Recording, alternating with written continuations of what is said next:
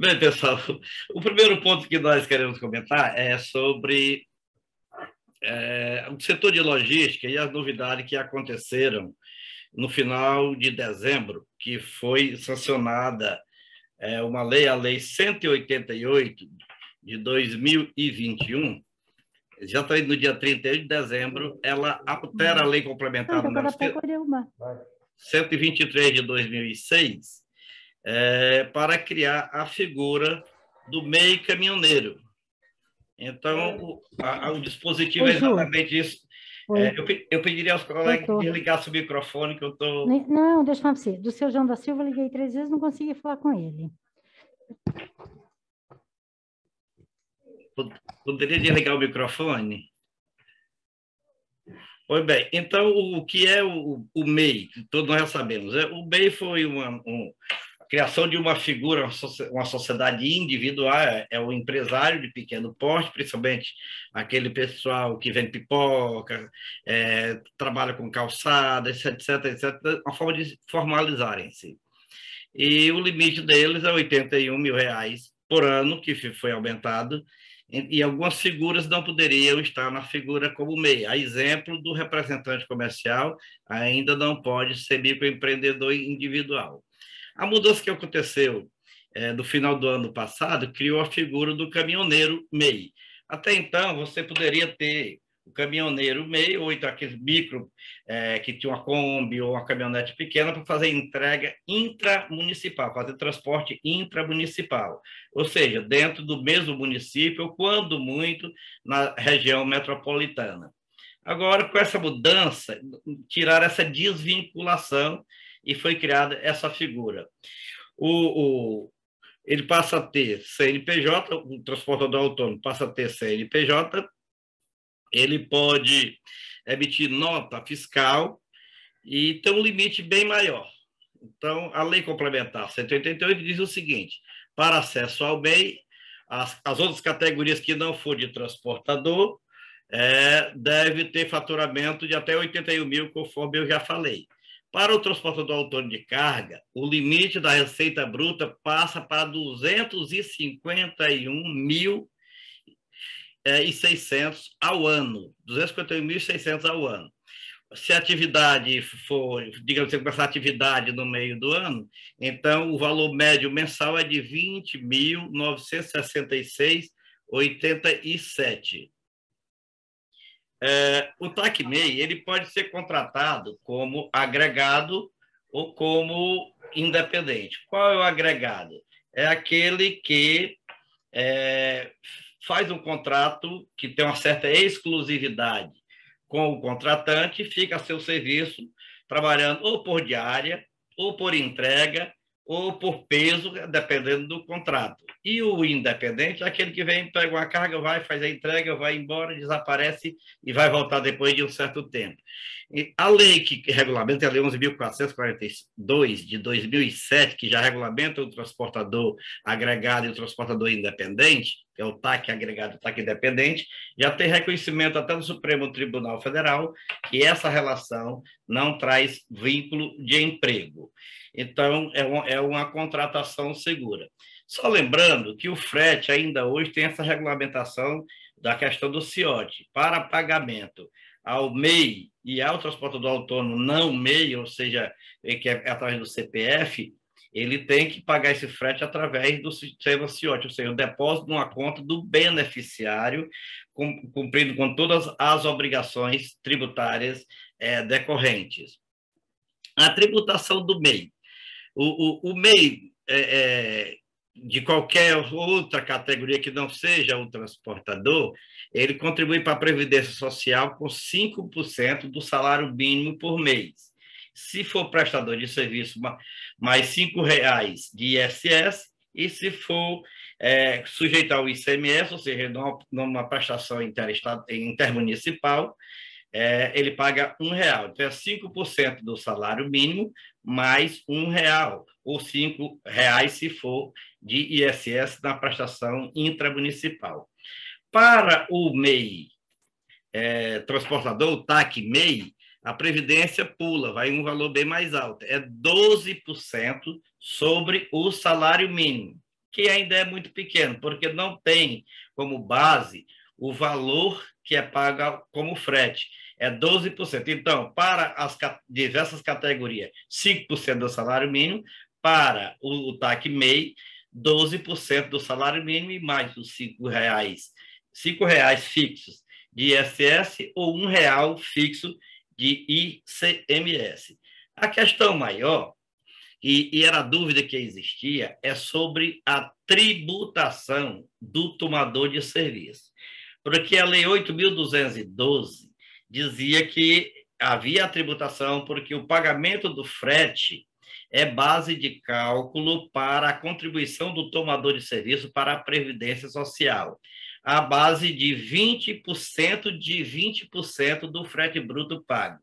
20% de 20%.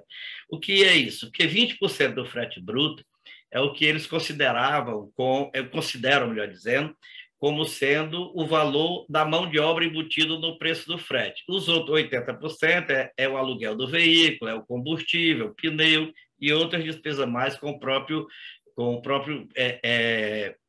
digamos, veículo. Então, só 20%. Se 20% de 20% é a contribuição da empresa tomadora de serviço, então essa tributação direta seria de 4% sobre o valor total do frete. Porém, a lei tem uma novidade, aliás, ela não é da agora, vem desde a de 147, que acrescentou o artigo 18b, a lei complementar número 123, e um parágrafo único que é muito bem explicativo. O que diz? A empresa contratante dos serviços executados por intermédio do MEI mantém, em relação a esta contratação, a obrigatoriedade de recolhimento da contribuição a que se refere o inciso 3º do caput e o parágrafo 1º do artigo 22 da Lei 8.212 de 1991. Essa realmente é a lei do custeio da Previdência Social. E esses dispositivos dizem que a empresa tem que pagar 20% sobre o total bruto pago a autônomo. Porém, trouxe esse parágrafo primeiro diz o seguinte: aplica-se o disposto neste artigo exclusivamente em relação ao MEI que for contratado para prestar serviços de hidráulica, eletricidade, pintura, alvenaria, carpintaria e de manutenção ou reparo de veículos. Então, a lei traz quais são os serviços que são prestados pelo MEI que sujeitam ao tomador de serviço ao pagamento da contribuição previdenciária.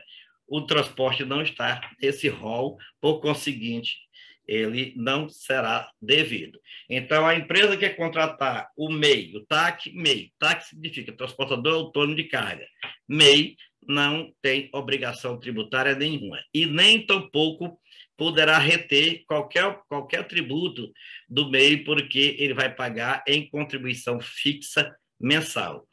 A questão é o seguinte: como saber se ele é um MEI regular? Então, a empresa tem que controlar isso, porque ele tem que ter esse valor, a base de cálculo, para que ele permaneça MEI, é o ano anterior. Como está começando neste ano, então todos vão aderir, o ano não tem muita preocupação. No início do ano 2023, ver se ele ficou dentro da faixa de 281 mil. Se tiver ficado, ele continua como sendo microempreendedor individual. Se ele ultrapassou, ele perde essa condição a partir de janeiro do próximo ano. Então, esse ano não tem muita preocupação com essa limitação, mas no próximo ano, o tomador de serviço que for manter o mesmo microempreendedor individual tem que exigir dele a comprovação de que ele não perdeu a condição de microempreendedor individual.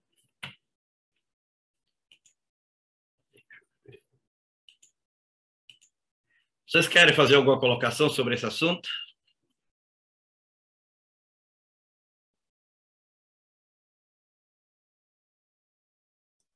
Doutor, você comentou agora, nos últimos 30 segundos, 281, e eu tinha anotado 251 mil de limite do MEI, que dava aqueles R$ 20.900. É só para poder confirmar. Confirmarei.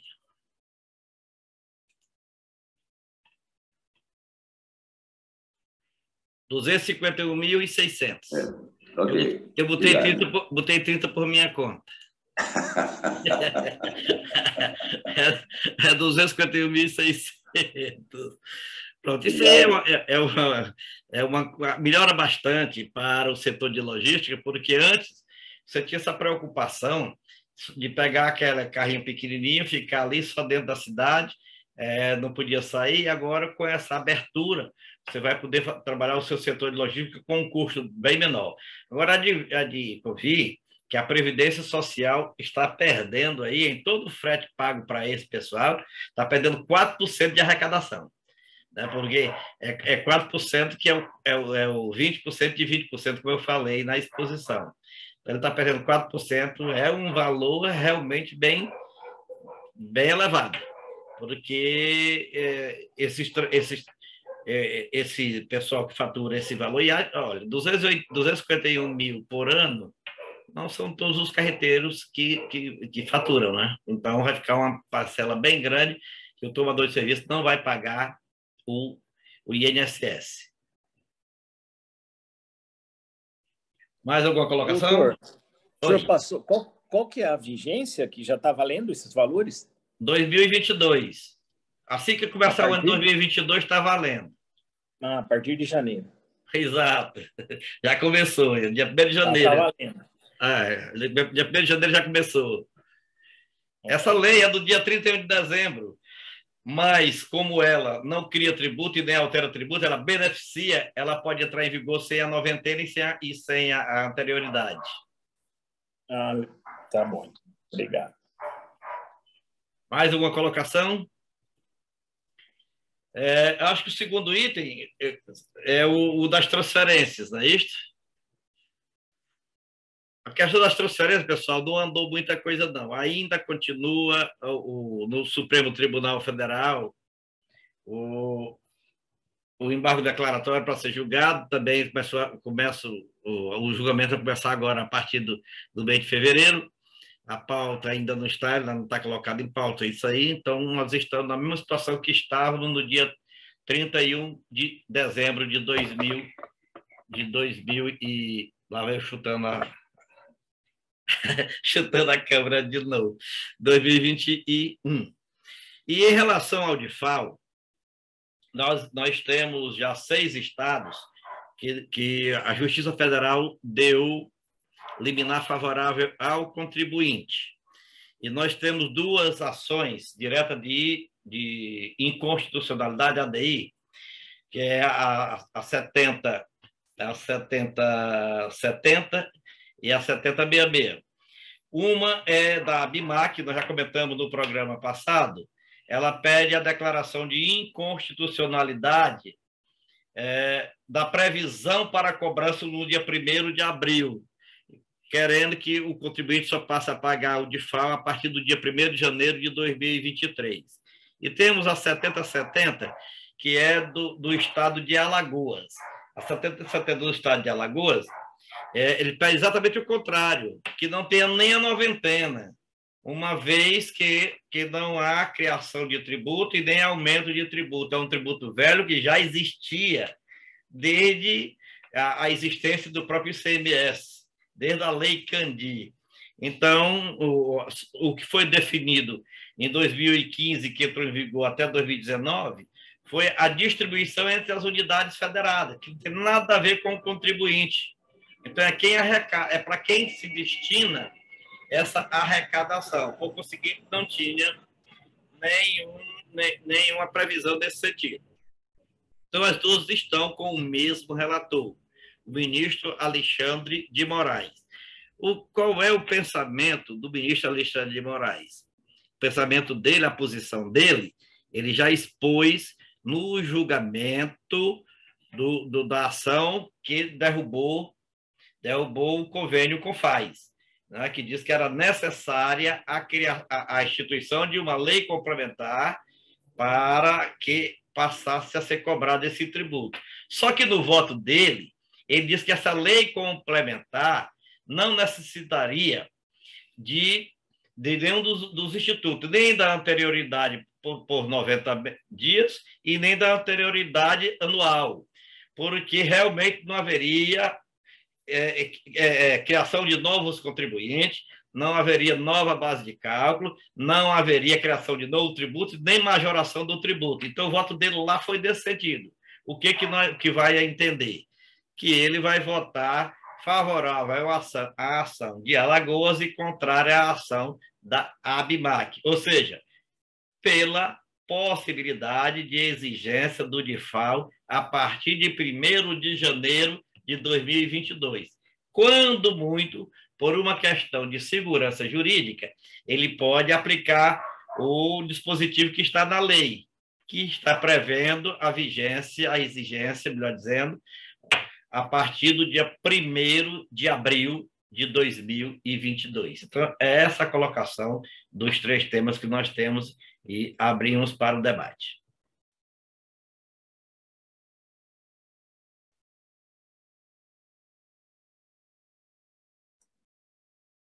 Ô, doutor, eu gostaria de voltar no tema das transferências aí um pouco mais, se você puder, entre estabelecimentos.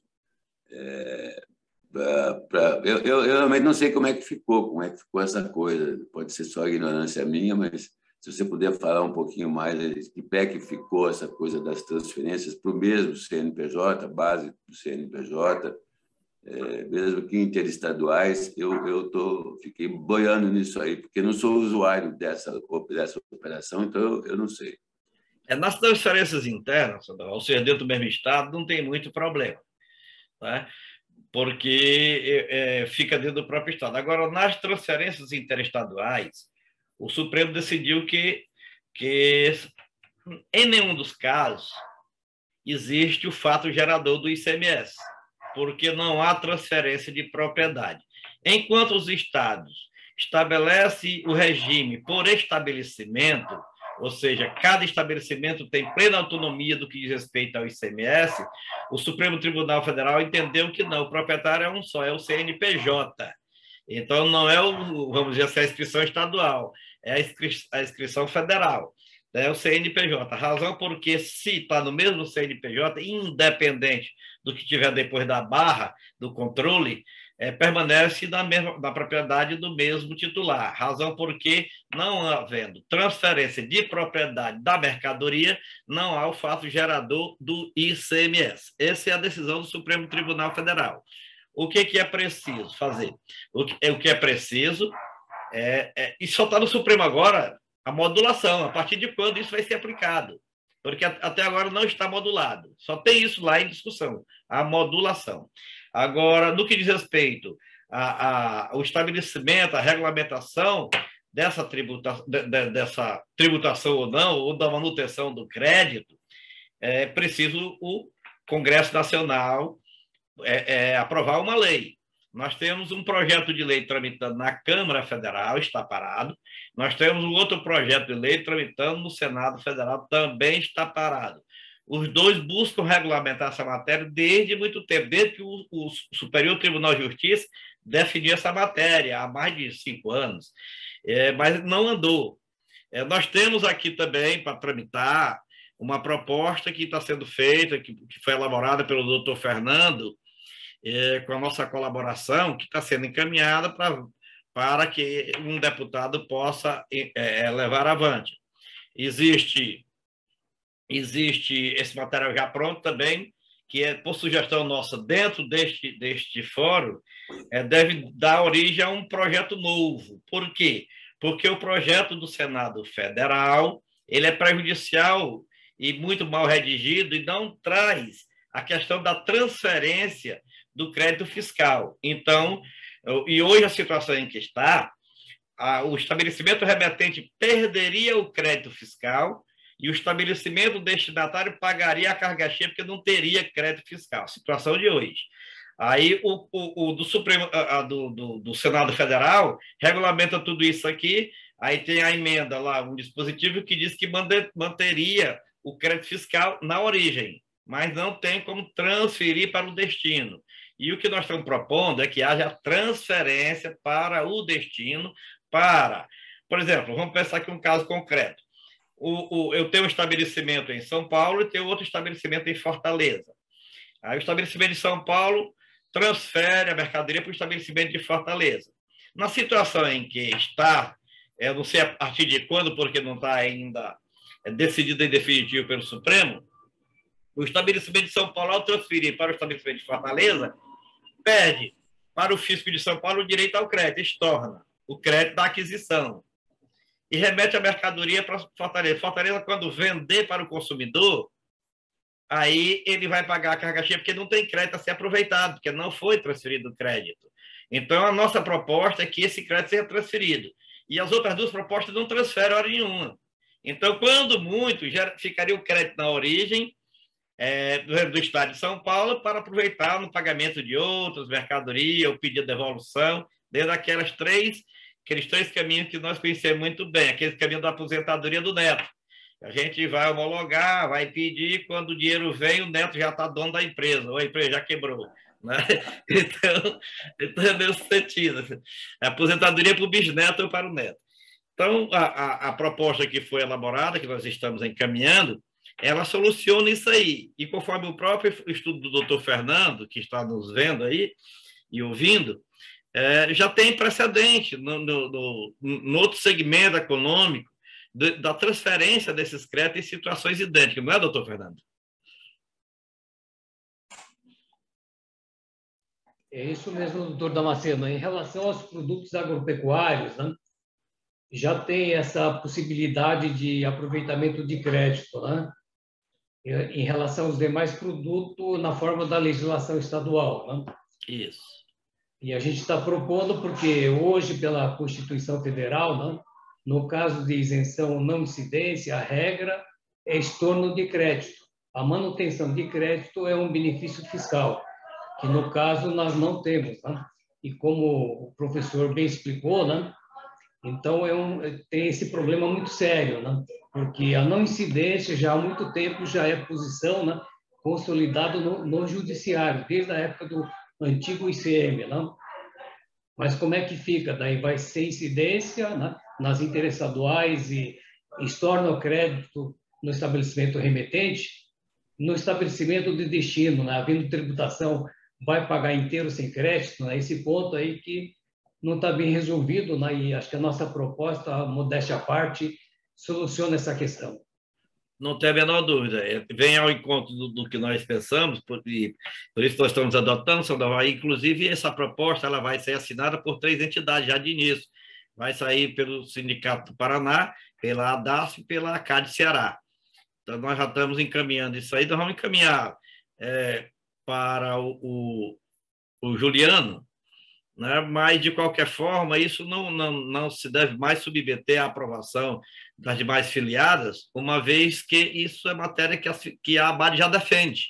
E defende, não tem mais que estar perguntando quer ou não quer. E, além de que, é prejudicial para todos, porque se beneficiasse primeiro num estado, o remetente, mas é prejudicial para todos que trabalham com isso. E, assim sendo, eu acho que tem que ser unanimidade e esse vai ter que ser impulsionado. E o momento é agora, esse mês de fevereiro, que é quando o Congresso Nacional volta à atividade, então é o momento de se propor, se levar avante essa proposta. Alguma colocação, Sandoval?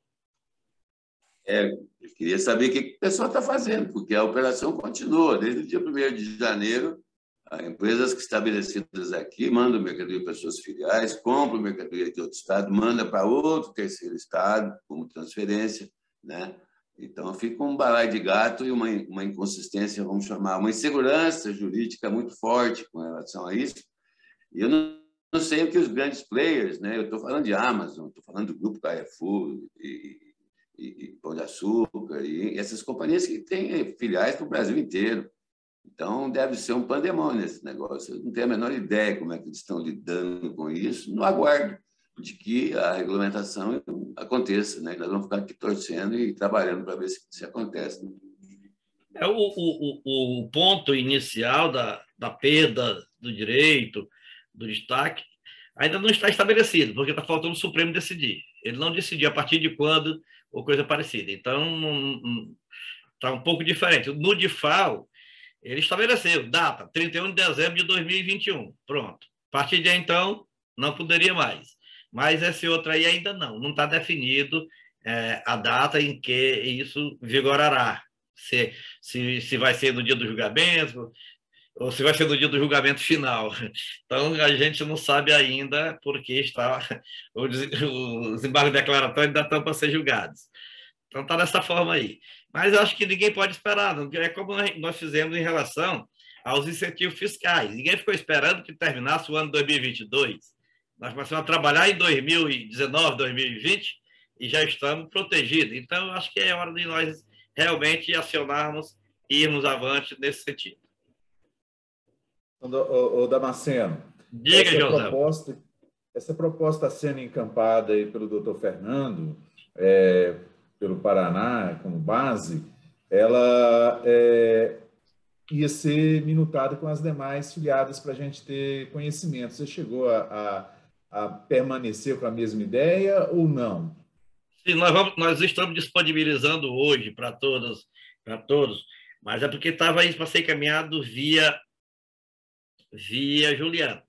O que ocorre, José, eu sou muito sincero, nós temos este fórum que abre o debate desta forma e todos participam, mas há um certo contratempo aí com a criação de um novo órgão semelhante, que é o comitê jurídico.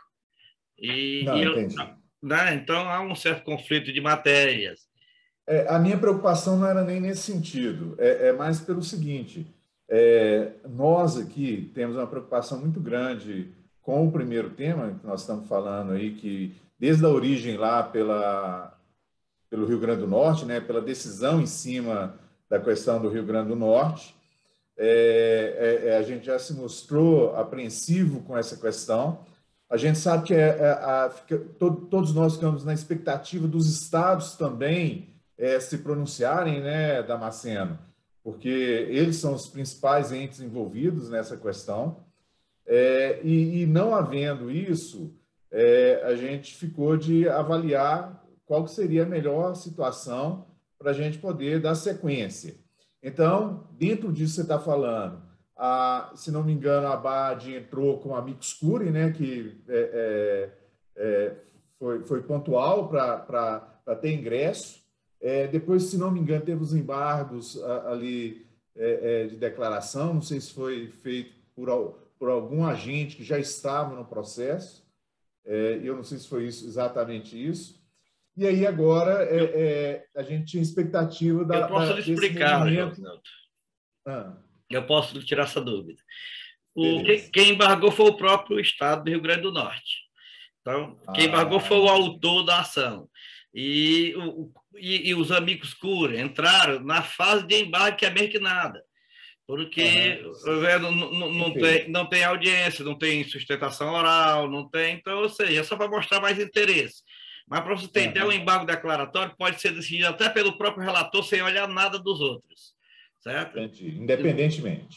Independentemente. O embargo declaratório pode ser feito através de um despacho monocrático. O Supremo não tem feito isso. O Supremo tem julgado voto individualizado. Então, vai o voto individualizado.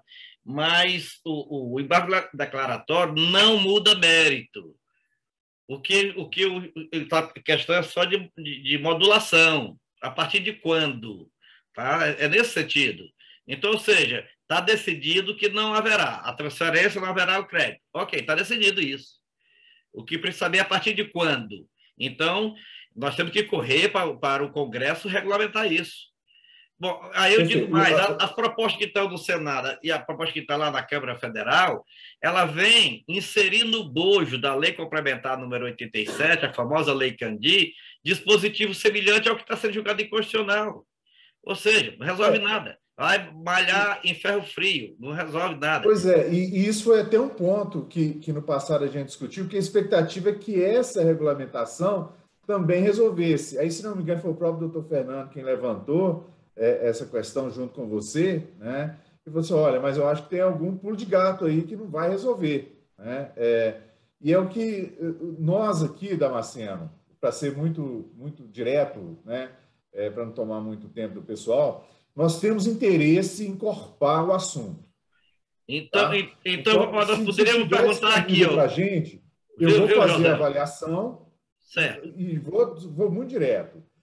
A avaliação vai ser feita, eu vou contar com o Paulo Irã, que é quem até conduziu aqui comigo esse assunto, né, oportunamente, quando ele surgiu.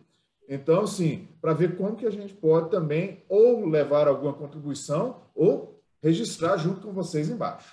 Eu vou estar disponibilizando isso hoje naquele grupo de todos os executivos. Aí eu não tenho acesso aos grupos de presidentes, tá? Mas aí o Sandoval tem, né, Sandoval? Então nós podemos encaminhar assim e deixa rolar. Se a Ademig estiver de acordo, por exemplo, nós estamos. Aí tem o Torres também, que é presidente, que está conosco aí. Nós temos o César, que é o executivo lá do Espírito Santo. Então, nós temos diversas entidades presentes aqui. Então, eu vou disponibilizar, logo termine esse encontro, eu vou disponibilizar o texto para a análise de vocês e caminhar para quem achar conveniente.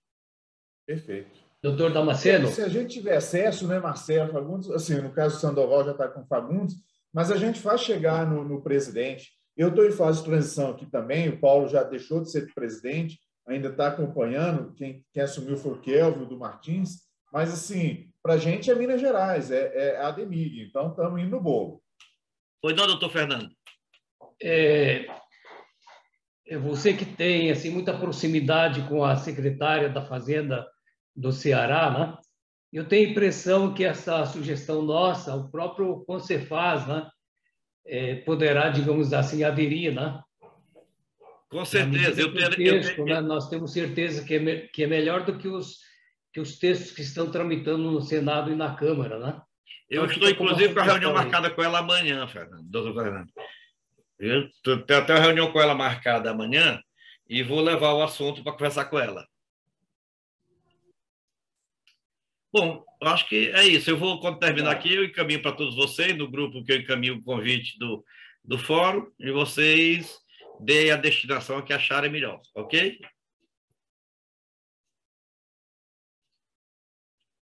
Quer comentar, Torres? Não. Eu só tinha depois quando você finalizar, é sobre aquele artigo da consulta da 183 da COSIT, se é interessante discutir, porque muitos entendem que o crédito de PIS e COFINS que você recebe, você tem que pagar o imposto sobre ele total quando você homologa, né, e jogar ele todo dentro do seu balanço, que gera um lucro enorme. Muitas empresas estão fazendo de acordo com aquilo que está sendo usado mês a mês. E aí saiu essa consulta da COSIT aí dizendo que a Receita Federal entende que você teria que ter feito lá atrás, né, na hora que você foi homologado o seu pedido. Aí isso aí é uma coisa que eu não sei se tem uma grande confusão no Brasil, eu sei que aqui em Pernambuco está meio confuso. Aí os advogados querem um mandado de segurança e eu não sei se esse é o caminho, né? Eu só teria esse assunto aí para a gente ver se Então, é o seguinte, desde o início, começaram a ser as primeiras decisões transitadas em julgado, que a Receita Federal bota óbice à compensação. A primeira posição que eles adotaram foi no sentido de que, no momento da homologação do valor pela Receita Federal, nasce o fato gerador do imposto de renda e da contribuição social sobre o lucro. Não tem PIS nem COFINS sobre isso, porque só altera a base de cálculo do imposto de renda e da contribuição social sobre o lucro, a base de 34% do total. Então, o montante que você vai receber já tira 34% para o governo de volta. Eu vejo o seguinte, nós temos duas situações. Quando homologa e você vai passar a compensar, você pode, e não vai alterar em absolutamente nada, tirar aquela parcela, calcular o imposto de renda do montante, calcular a contribuição social do montante e pagar com o crédito do montante. E ficar com o seu líquido ali. O que a Receita quer é o seguinte, é que você atualiza até ali, pela Selic, aplique os 34% e recolha imediato. Então, você está tributando em cima da Selic. E depois você vai atualizar para frente, por quê? Porque o Supremo decidiu que você não paga o imposto de contribuição social sobre a atualização. Tem que voltar para o valor originário. Né? Então, eu estou querendo pegar essa parcela. Existem duas correntes no próprio judiciário. Uma que entende que, ok, o fato gerador ocorre na homologação, mas a maioria, o fato gerador é no aproveitamento, porque eu posso não querer aquele dinheiro, eu sou bonzinho, não quero aproveitar, então deixo para lá, então por que eu vou pagar imposto em cima de uma coisa que eu não quis? Né? Então, é essa a tendência. Mas, toda vez que for perguntar a receita, você quer receber que hora? Eu quero receber agora, todo do montante só, porque aí vai liquidando o que tem para frente. Qual é o único prejuízo que traz para o contribuinte aplicar a COSIT? O único prejuízo que traz é o seguinte, porque tem mês que a empresa tem prejuízo, não tem lucro.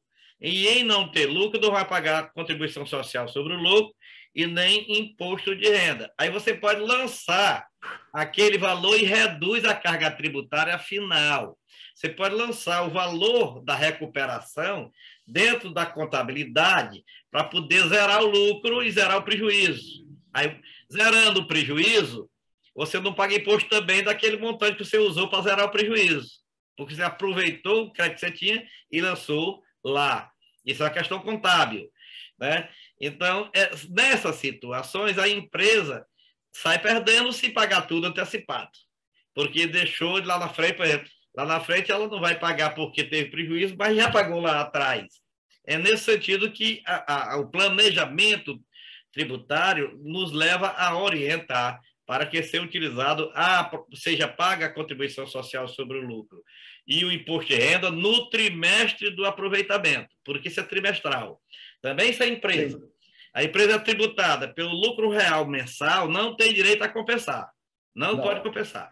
Então, são as empresas que são tributadas pelo lucro real trimestral. Então, essas podem, e agora é o mês de optar por isso, né? Para poder aproveitar esse crédito. Outra questão que está vindo aí bem forte é o prazo para aproveitamento. Já tem advogado entrando na justiça querendo que os 5 anos do trânsito em julgado seja para homologação e não para utilização. E a legislação diz que os 5 anos é para o aproveitamento sob pena de prescrição. Então, eu vou orientar no sentido da segurança jurídica. E a segurança jurídica nos manda a compensar no período. Se por acaso chegar bem perto do final e ainda tiver um crédito grande e não achar que não vai dar para compensar, entra com pedido de precatório. Mas não deixa perder, não, porque se assim não fizer, eu vou esperar para compensar e passar os 5 anos do dia do trânsito em julgado, da sentença, pode haver perda de direito ao crédito. Certo, Torres? E Damasceno, Torres, nesse ponto muito bem levantado aí, a gente tem visto algumas empresas reforçando a importância de ter a contabilidade alinhada com o que o Damasceno estava falando.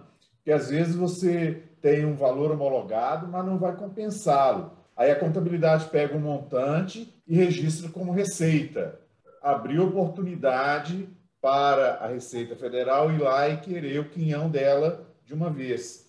Então, existem artifícios contábeis de diferimento, tanto dos impostos a pagar, contribuição social e imposto de renda, sobre a receita que você vai efetivamente utilizar. Então, esse alinhamento aí é muito importante para não deixar buraco aí no meio do caminho. Exato. Então, na realidade, o interessante é você usar e lançar como receita no trimestre que você apura o seu balanço, né, e vai pagar o seu imposto. Efetivamente, você está compensando. Essa a minha orientação, até porque o argumento da receita não tem fundamento. Tá. Ok.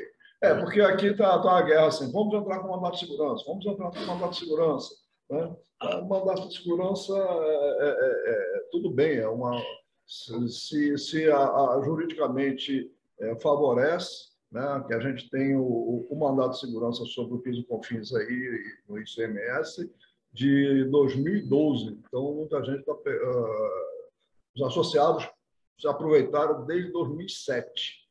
Né? E aí surgiu essa consulta da COCIT aí que está botando agora, lenha na fogueira. Você já viu o seguinte, existe uma regra entre casais que diz o seguinte, não faça muita pergunta porque você não tem a resposta que não quer ter, né? Então, não pergunte muita coisa, porque pode ter uma resposta que você não quer ouvir. Assim, para perguntar a Receita Federal o que deve fazer, que ela vai dizer o que ela quer que faça. Exatamente. Quem pergunta, agora, assim, com essa decisão da COCIT aqui de dezembro, está dizendo que você tem que colocar, né, no momento da homologação e pagar o imposto, antecipar o imposto. Né? Mas essa posição é velha. Desde a primeira orientação é nesse sentido. Exato. Desde a primeira. Viu? Ela não mudou nada, não. É velha essa orientação. Mas continua não sendo praticado desta forma, até porque, como eu disse, você pode abdicar do direito. Então, vai pagar imposto de uma coisa que você não quer. Eu posso ter prejuízo também. Eu vou pagar como? Porque a linha mais, digamos, mais forte é no sentido de que você apropria do trimestre que você tributa do trimestre que você apropriou. Exato. Ok. Mestre Emílio, seja bem-vindo ao Fórum Debate do Setor Atacarista. O Emílio, grande autoridade dentro da nossa Federação da Indústria do Estado do Ceará. Meu companheiro de Condecom. Obrigado, presidente Damasceno. Estou aqui para aprender, né? Seja bem-vindo, mestre. Todos estamos. Ok, então, Damasceno. Obrigado aí pelo esclarecimento aí. Se você precisar mais, a gente traz o assunto novamente no nosso próximo encontro.